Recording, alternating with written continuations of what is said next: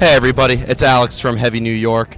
Day 2 is about to end, and today we are ending things on a high note because we got my buddy Munsey here from Skateboard Marketing. Thank you so much for your time. What's up, dude? What's going on, my brother? Oh, everything's great, but we're exhausted, right? I can't. I flew in. I left late Tuesday night. We landed Wednesday.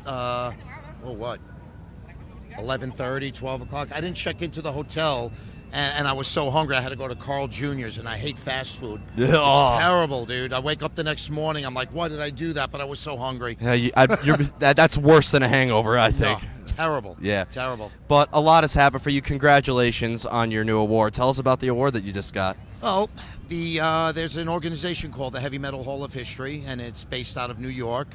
And it's run by a cat named Pat, and he does a drum program, for drummers with disabilities.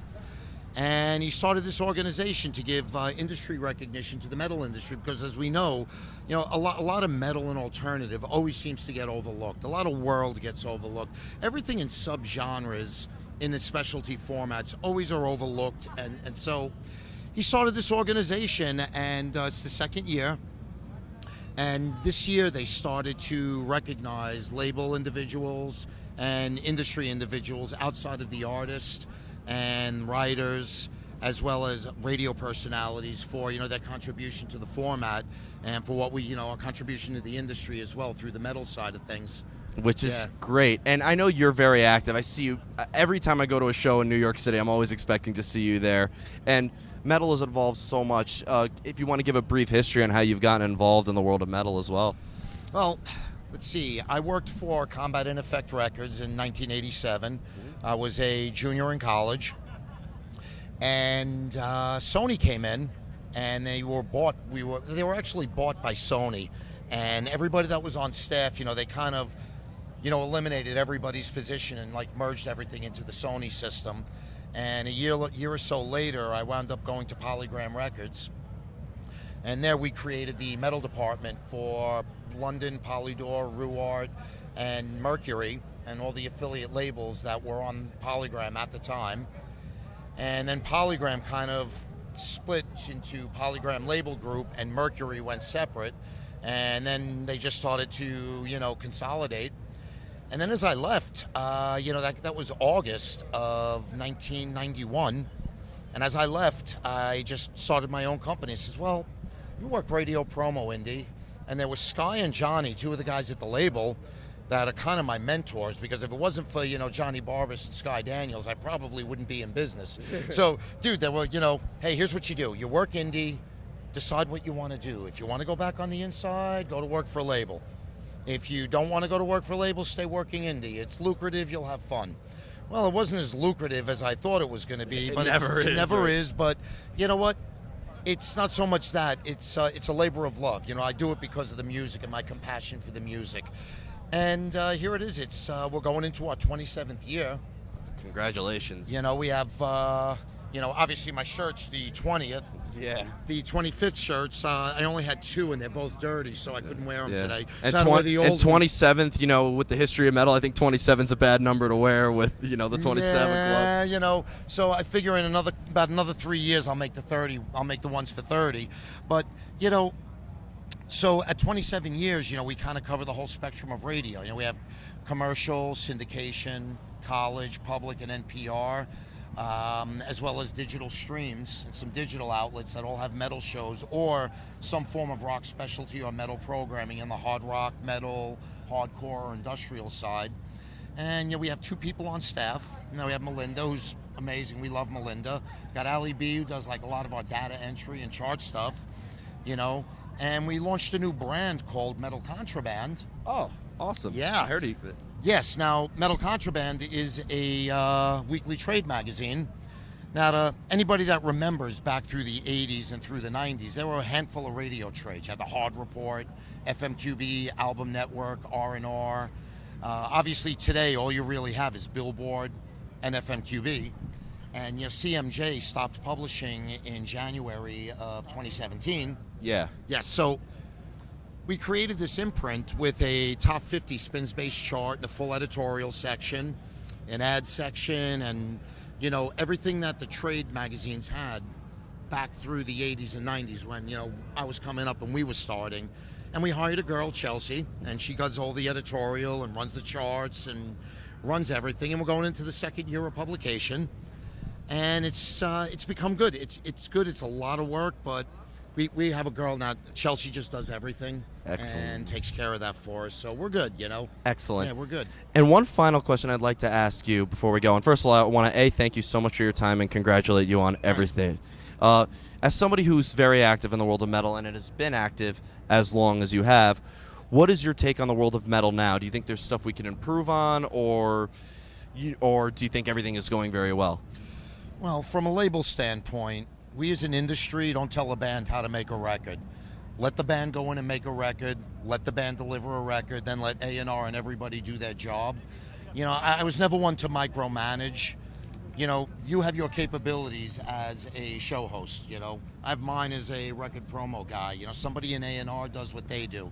Let people do their gig, let them do their job. Let the band make a record, deliver the record, and then let the record company step in and say, well, we wanted this or we wanted that. And then they deal with it from there. You know, the current state of metal, to me, it's fine, because I am seeing the quality of the newer bands that are coming up are absolutely fabulous. Dude, Tribulation, the new Tribulation record's amazing. Despire, you know, our mutual friends. Our friends in Despire, you know. Then you stop and you look at, you know, some of the earlier bands. You got Bonded by Blood. You know, I know they're not active anymore, but, you know, I love those guys. Cauldron, Evil, Mortillery. You know, they're all young bands, and especially Warbringer. Oh my God! Dude, woe to the vanquished, man. Exactly, woe to the vanquished. We spoke dude. with them on their tour with Dark Tranquility. Yeah, I just saw Carlos walking inside, and I was like, damn. What's up, dude? Every time I see his pictures, he's posting on socials, he's got another 5 pieces added to his drum kit. I'm like, you're going to be able to move into it pretty soon. It's huge. Yeah, he makes Mike Portnoy's drum set look like a set of bongos. No, but seriously, when you stop and you look at the quality of those bands are 22, 23, 24 years old. You know, Stryker out of Canada. I mean, a young band. They have 2, 3, 4 records, and they're carrying the flag. Those are the new bands that are carrying the flag of what Overkill, Testament, Exodus, and Death Angel did in Slayer. Yeah. When we were coming Power out. Trip is seemingly to do it too. You know, and if you know, listen, you can't change what wasn't meant to be changed. Of course.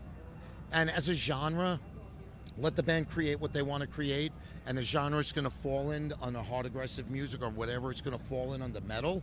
Well, hey, that's fine. You want it to be new metal, you want it to be metalcore, great. If it sounds like Machine Head or Killswitch, that's fine. You want to sound, you know, a little gothy and a little dark like Lacuna Coil, that's great. Exactly. I know that's your favorite band. Yeah, I saw Christina last night at House of Blues. Oh, I was there. Allegiance. I was there. I'm surprised I didn't see you. I was standing side stage. Okay. Dude, it was too many people, and I didn't want to get sweaty, clammy, and have dudes slobbing all over me. Yeah. So I stood on the side of the stage. Spent another $15 on beer. Yeah, I stood on the side of the stage, and I kept going up and down the stairs to go to the bar to get beer and go back and watch the set. But seriously, that's what I'm saying. That's what you create. That's what you do. And it doesn't matter where it falls. You're going to have an outlet for it, and you're going to have a fan base. Then as a working band, you create your fan base, and you work it up. It's called artist development. Of course. And we haven't seen a lot of artist development because, you know, budgets are so small, so it's very DIY. So we have a lot of artist development per se, but we're not spending a lot of money on artist development because there isn't really a big budget to really do so. Yeah. You know? Of course. But you made some very valid points, and I'm very thankful to hear and sit and talk with you because, you know, meeting you and talking to you at shows has really made me think of how I can make Heavy New York expand. And now we're here at Namm, and it's an honor to be able to talk to you. Dude, Alex, thanks for having us on, brother. Oh, it's great to have you on. I'm like, you know, I feel good. You know, it's a productive convention for us, you know. I got a lot done today. I had a lot of clients in from out of town in Europe, especially the Europeans. Ugh, you know, it's a grueling flight for them. Dude, And I had the balls to complain about jet lag earlier. I had 5.5 hours for me, but it was like 12, 13 hours for them to get here with a layover. You know, fly to JFK, change planes, fly here. You know, so 8 hours from Europe, another 5.5 to the West Coast. But it was productive. At least I like the face-to-face time with people. Yep. It's face-to-face time is more valuable than having more money in the bank and talking to somebody every day. I'd rather just sit down and do a face-to-face. Of course. You know, it's hospitable, and you get a lot more done, and that's just how you do it. Exactly. They call me old school, but you know what? Some things never change. The new plan sometimes is the old plan. Yeah, well, the old plan is, if it ain't broke, don't fix it. Thank And you. it works. More people need to know that. You should tell that to Apple because their updates keep fucking up my shit. Wow. I was never an Apple guy. I have a Mac Pro. I don't tower at home, and it's set up into a Pro Tools rig, and we just really only use it for editing. Yeah. And for audio stuff, but everything else is all PC. And honestly, I like Apple. I mean, I'm not an iPhone fan. You're gonna hate me. I'm still. I want BlackBerry to make a good Android. It's terrible, dude. So I'm stuck with my Samsung, which is fine. Yeah. But I had an iPhone for 3 weeks. I wasn't a fan, but it was a great phone. Yeah. But you know, I like the PC world a little better. You know, it suits me more. To each his own. Yeah, to each his exactly. own. But again, Munsey, thank you so much for coming on, Thanks everybody. for having me on, dude. And I appreciate it. congratulations Right on all the I success. will see you back in New York. Yep, I will see you at the next show. Black Label Society, Wednesday night. Yep, January 31st. PlayStation Theater. With Corrosion of Conformity and Red Fang. You better be there. Yes, you better. I said. Thanks so much. All right, man. dude.